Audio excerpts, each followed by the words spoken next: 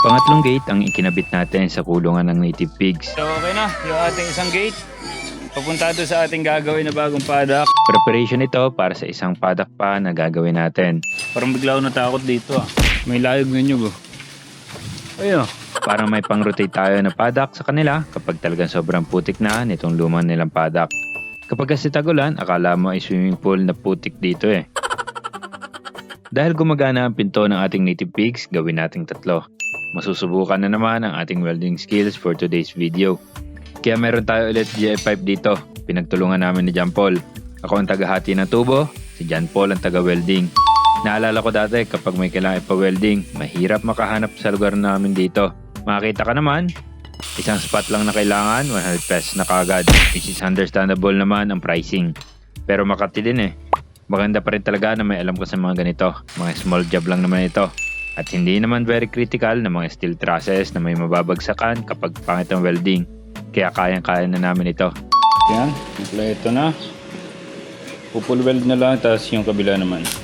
Sa totoo lang, medyo intimidating pa rin para sa akin ang power tools kasi it could literally injure you seriously.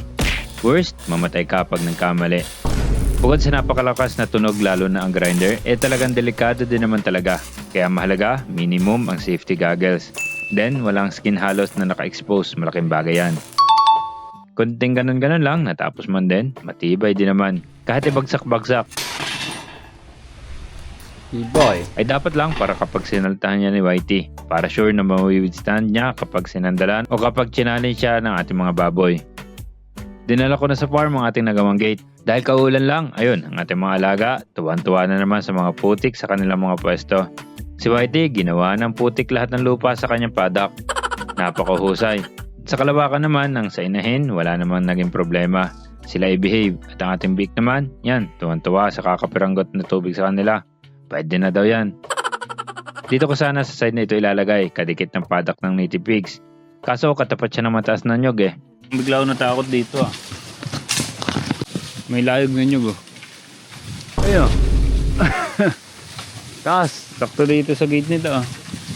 So imbis na doon, dito tayo maglagay ng gate. Igagana naman natin yung paddock yan. So pwede tayo maglagay dito ng gate. Palitin lang to.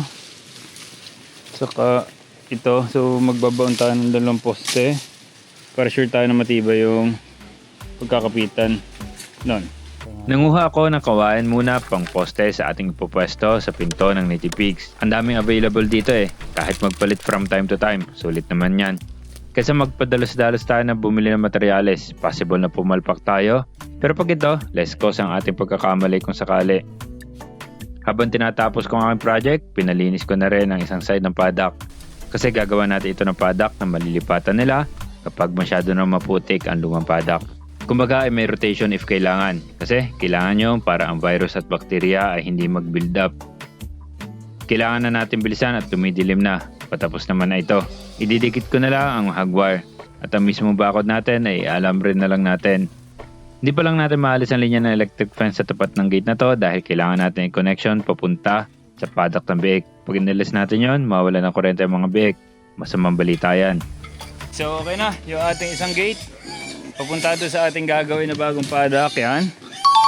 Para pag lumaki sila, may lilipatan sila dyan. Yan, walang problema. Marami na tayong paddock ng ating baboy. Feeding time na ng ating mga native pigs. Na-late na dahil tinapos pa ang ating project. Konti project lang naman in preparation sa mga plano sa hinaharap. Kasi effective eh. E di replicate natin.